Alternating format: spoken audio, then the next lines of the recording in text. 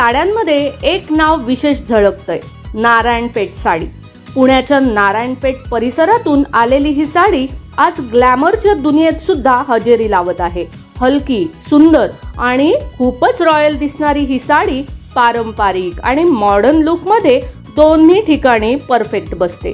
नमस्कार, मनभर पैठणीमध्ये तुमचं खूप खूप स्वागत आहे। नारायणपेठ साडीचं खास वैशिष्ट्य म्हणजे तिचा रेशमी पल्लू आणि सोनसळी जरीची बॉर्डर। मुख्यतः जरी आणि सूत यांचं एकत्र काम या साडीला वेगळाच ठसा देते। ही साडी हलकी असते, त्यामुळे ती ऑफिसला, सणासुदीला, अगदी मंदिरातल्या पूजा समारंभालाही सहज वापरता येते। आजच्या नव्या पिढीसाठी ही साडी हायली ट्रेंडी ठरत आहे, कारण ती एथनिक लुक देते, पण त्याचबरोबर ती डेली वेअर, कॉलेज फंक्शन्स किंवा हलक्या समारंभामध्ये देखील अगदी शोभून दिसते।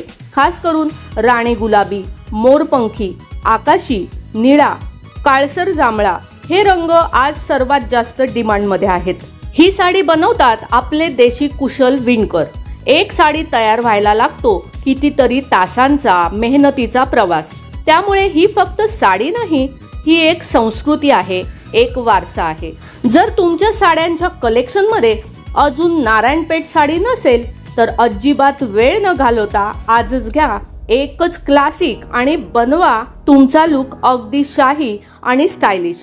तर मग मंडळी, आजच्या व्हिडिओमधील या सुंदर अशा नारायणपेठ साड्या तुम्हाला कशा वाटल्या ते कमेंट्स करून नक्की सांगा। व्हिडिओ आवडला असेल तर नक्कीच व्हिडिओला लाईक करा, जास्तीत जास्त शेअर करून कमेंट्स देखील करा आणि हो, मनभर पैठणी या YouTube चॅनेलला सबस्क्राइब करायला अजिबात विसरू नका। धन्यवाद।